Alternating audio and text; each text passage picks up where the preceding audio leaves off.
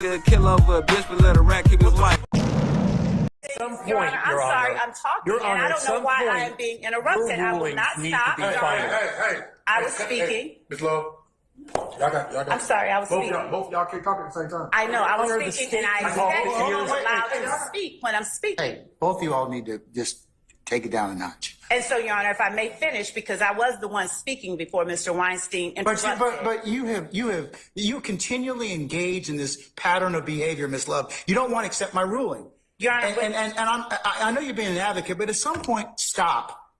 Just stop. Interrupting the state earlier, but the state can talk the ears off a donkey. This continued filibustering has got to stop so that opposing counsel can speak. Your rulings at some point have got to be final, Your Honor. Whether you hear from Detective Thorpe or not is irrelevant. He requested his lawyer. He invoked his right to not speak anymore. And I don't care what schmoozing Detective Thorpe did out at the Sally Port, taking my client off camera.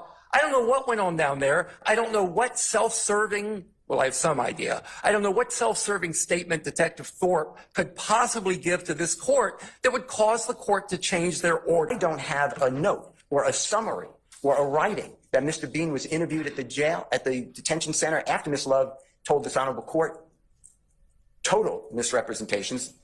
I don't know. I assume that she had a good faith belief because that's just what I do with lawyers. But she attacks me like I'm out of my mind when this is in the discovery. This is all, she knows this.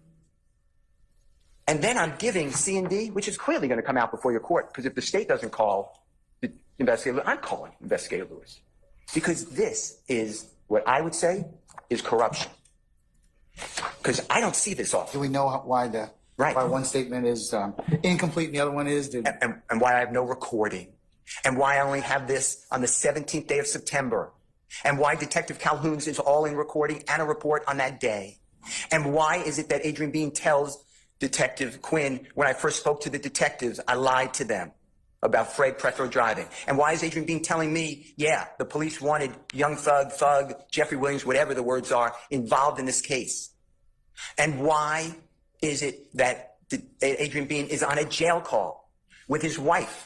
It's the next day. It's September 12th of 2013. And his wife says on that jail call, the homicide investigator, who's going to be Detective Quinn, came by a second time yesterday. That's the date of the incident.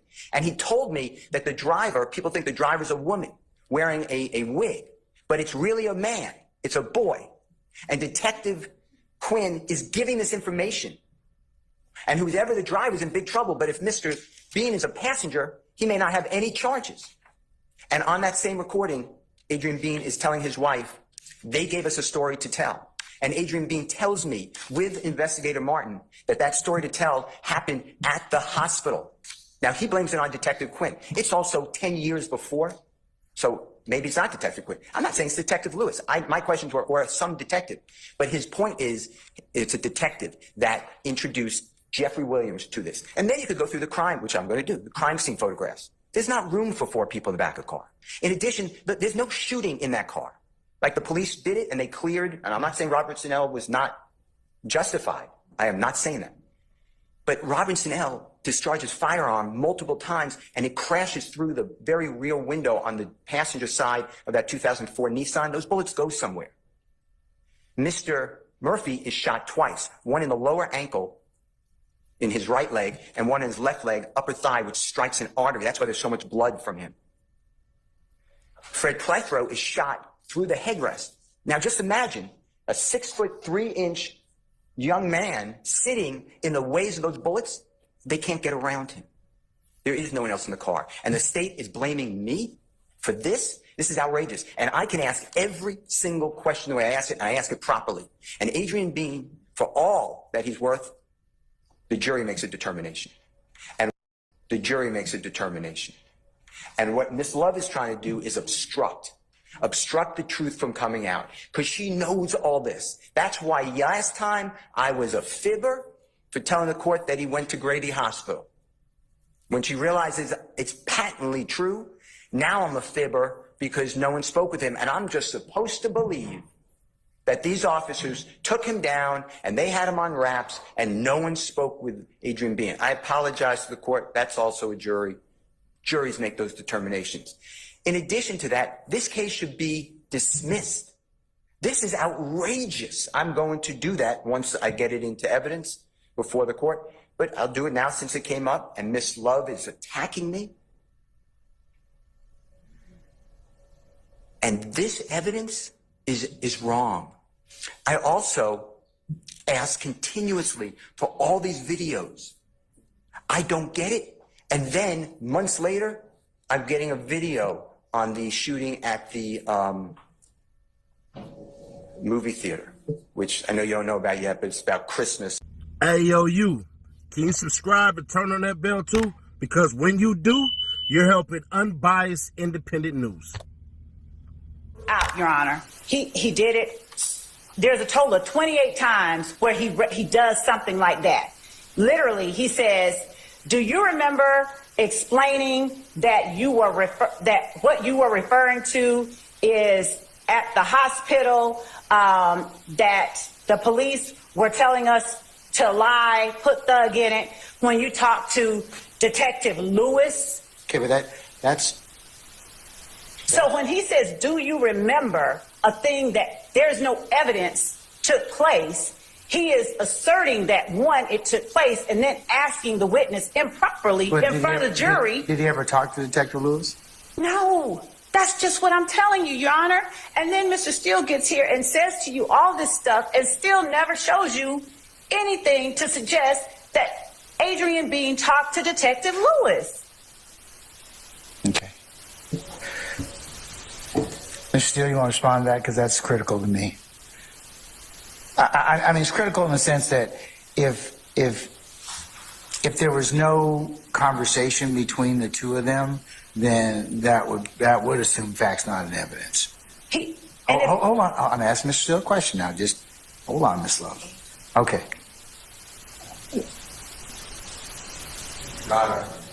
On the recording that you just heard at the beginning, the first couple of minutes, and I don't have the time in front of me, it was not shown on the screen. Mr. Bean said when he spoke with the detectives or the authorities, whatever his words are, at the hospital.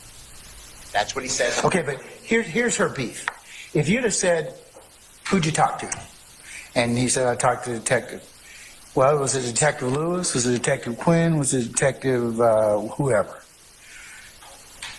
What I think that the question assumes is he did in fact talk to Detective Lewis, and he didn't. I don't know if that's true. Well, I'm not conceding that. Well, I'm going to tell you that I haven't heard anything that would indicate that's truth. Yeah, well, you have a good faith basis to ask that. You haven't heard anything of who he spoke with.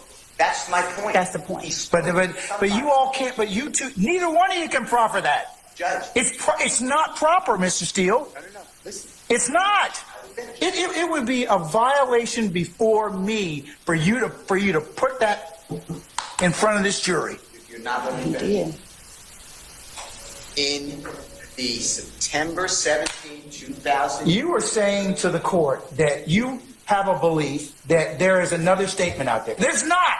How could you say that? Because it hasn't been brought up. If it gets brought up, then we'll correct it at that point in time. But right now, I'm going to direct you not to inquire that line. You don't have a basis to do so. Not true. Well, go ahead and make a statement and see what happens. Your Honor, listen. Go ahead and make the statement in contravention to what I've just told you, and I'm telling you that you will have some problems in front of me. I'm trying to articulate to you. You have told me everything at this point. You have told me that there's got to be a statement. Now, if you find the statement, I will, one, apologize to you. Two, I will take corrective action. That's probably not going to be nice to anybody. But at this point, there's nothing for me to do other than if you don't have a good faith basis to do it, you can't ask the question. Your Honor, listen. There is a recording between Detective Quinn and Adrian Bean where Adrian Bean says, "I lied to your..." But we don't know what he lied about. He says he lied about who he's talking about, the car. But we still don't know whether or not he had a conversation with Detective Lewis. And I made it clear. It's 10 years ago. But you said you had, in your conversation with Detective Lewis, that's what you proffer. I said, or any other detective. Well, law enforcement, read the transcript. I made it clear. I don't know. He doesn't remember names. He says it was Detective Quinn. Also, on the recording, on Sunday, January 22, 2023, Mr. Bean is the one who said this happened in the hospital. Your Honor, I'm the one complaining about I don't have the statement. I've been asking for it. This is Brady. Clearly there was a statement made. We don't, but we don't know if there's a statement. You're supposing there's a statement, okay? And there may be. And you know what I said? And you know what I said earlier? I said if there is Brady that's not disclosed, then that particular individual is going to have some problems with me. I told you that already. Or I have a lot of different remedies I can execute at that point in time. There has to be. That's why I gave you. But you can't intimate or otherwise cross over the line when you don't have the statement to back it up. Judge, I've been robbed of the statement. But we don't know where the statement is. If we find the statement or it comes up or in cross-examination, Quinn brings up and says, hey, happen to have a statement right here in my massive file. And if he does, then of course I will revisit this particular subject again. I'm saying it's been deleted. It's been destroyed. We don't know. You don't know. We don't know what happened. We don't know what happened. We had the same issue that happened earlier in this trial about a statement. We don't know whether or not it was the hack or whether or not it's intentional. Now, you can make whatever hay you want out of it. I mean, and the jury can decide for what they want to give it. But you cannot ask the question in its current form. You just can't. Your Honor, I'm not asking a question, but you have to understand the following, please. 6 days later, Detective Quinn and Adrian Bean are on recording where Adrian Bean tells Detective Quinn, I lied. About what? I lied. About what?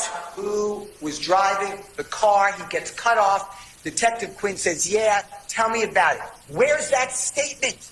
That's what I've been asking for. But that doesn't still give you the latitude at this point in time to ask that question. Now, I told you, if we find out from Quinn, and I'm telling the state that if I find out that the statement exists, there's going to be a lot of unhappy people. Well, what if you don't find out it exists? I still am entitled to it. That's my whole point. Okay, but here's the thing. You've asked me for it. I've asked them. If it comes up later, or I find out it's sitting someplace that was in possession of the state, pursuant to case law and definition, then we'll have some problems. I understand, but you're asking what you have to find the statement for. I'm telling you the statement was made. It doesn't work that way, Mr. Steele. I'm sorry. It does work that way. No, it does not. Yes, it does. No, it doesn't. And you haven't presented any case law to tell me how to do that. And I'm telling you, as the judge presiding over this case, if you do that, it's misconduct. I'm not doing anything. I'm telling you right now. I don't know what you're telling me. I'm not. I am telling you, you have no good faith basis at this point in time to ask that question right now, or to intimate that. I didn't ask any question. You are listening to the district attorney love. I'm ready to cross-examine. I'm going to play the recording you just heard. This gentleman tells me on recording that he was at the hospital speaking with law enforcement. I want that. It is backed up because on recording, 6 days after the crash into that side of the building, Your Honor, Detective Quinn and Mr. Bean are talking about the statement that Mr. Bean made prior. I don't have it. And when the court asked me, well, you got to find it, or if I find it, it wasn't given over. Then we'll have some problems. Then we'll have some issues. I have some issues now. I've been begging for it. The state's supposed to give this. Let me ask hold on, Mr. Steele. Okay, stop for a second. Ms. Love, have you inquired of Detective Quinn where this other statement may be? Judge, that's just it. Mr. Steele is literally manufacturing evidence. There is no other statement. I have asked whether or not there was a statement. I asked Tracy Lewis at the hospital. Let me be real clear, because he keeps conflating stuff. Adrian Bean never told Detective Quinn that he made a statement at the hospital. I have his transcript. Okay, but we don't know where he made the statement, and also he's lied. So we don't know what he lied about either. Your Honor, to be very clear, there's no statement. I have asked Detective Lewis. They can ask Detective Lewis. She never talked to him.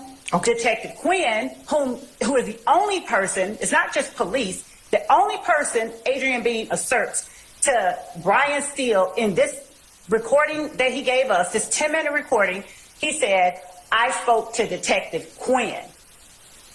It's obvious that he didn't speak to Detective Quinn at the hospital because the first time he met Detective Quinn was September 17th when he pulls him in for the interview. Literally. Mr. Steele is manufacturing something. So when the court is even asking me, okay, do you know where this statement is? Assuming that there's not a statement. There is no statement. There's no evidence. That's the problem with Mr. Steele asking questions the way that he asked them. He is assuming facts that are not in evidence. And he is usurping the jury's province and their ability to discern and weigh evidence because he is injecting assertions into his questions about things that don't exist. Similarly, he says, do you recall explaining that you made calls from the Fulton County Jail that you knew were being recorded to support your lie to the police that Jeffrey was involved on September 11, 2013? That's what he asked the witness. You heard the interview. He doesn't say that anywhere in that interview. This is the kind of manufactured evidence Mr. Steele keeps putting in front of the jury. He never said that during the interview, yet that's the question. That's the question Mr. Steele asked Adrian Bean on the stand. Nothing like that ever happened. And his conversation during his cross-examination of Adrian Bean, the cross-examination is replete with examples just like that. There is no statement. He can't sit there and say there has to be a statement and then ask the question as if there is one, because that's improperly asserting to the jury something that isn't factual. There's no evidence of it. So to answer the court's question, of course we have asked who spoke to whom. Did Tracy Lewis, did you speak to Adrian Bean? Tracy Lewis, I talked to Walter Murphy, and I put it in my report. I made a report of that. Calhoun, did you talk to Adrian Bean? I talked to Frederick Prothro. Here's my recording of that. Detective Quinn, and then this idea of destruction of evidence, that is the fallacy that is getting thrown around. That's the problem with asserting facts not in evidence. That's the problem with them being allowed to ask those kind of questions. Do you destroy evidence? Nobody has said anyone destroyed any evidence.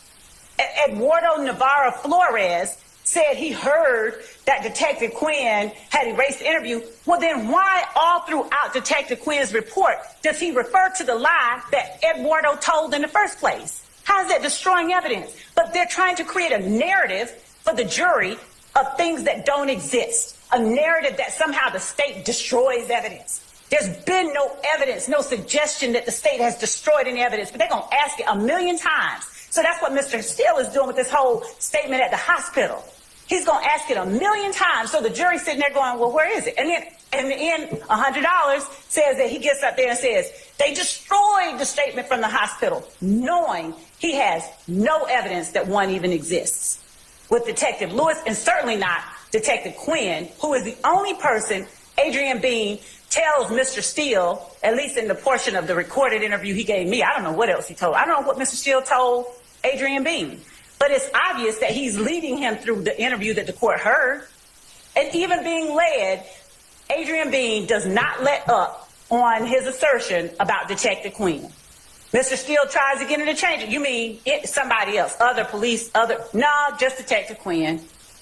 So this idea that he has a right to ask questions that assume things that are not in evidence, that he has not put in evidence, that he cannot expect to be put in evidence, is ludicrous. And to assert that the state is trying to hide something because he wants to taint the jury's mind, taint the fact finders with falsehoods, and somehow, I guess that's the way he wins cases. I don't know. But, Your Honor, I'm flabbergasted. The number of times he asked Adrian Bean questions that assumed facts that are not in evidence is just staggering. It's just staggering. I'm simply asking that Mr. Steele be precluded from asking those kind of questions.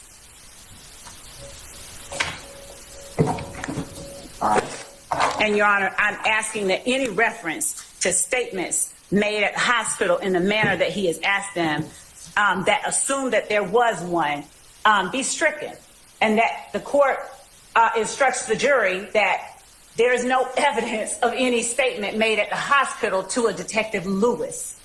And then let them weigh whether or not a statement was given to Detective Quinn. But that's not the question that Mr. Steele asked. Big Brian Steele. He got down today. He got down on Miss Love. Miss Love. He got down on you. The judge today, it just wasn't his day. Everybody can get it. Chaos in the courtroom. He ain't rocking with Brian Steele. Brian, try me if you want to, Brian. Try me if you want to. They all saying it. But he wasn't being biased today. The judge went hard on everybody today. And Brian Steele, he ate through Miss Love. She didn't even know what to say. She had no idea what to say. Brian Steele, I applaud you for getting down in the mud with the judge, and you was trying to fight for your client. And the judge ain't having it. Not today. So whatever you looking for, that statement that got erased, to use what you trying to use, better find it. But y'all leave a comment. Let me know what y'all think. I'll be back with another one.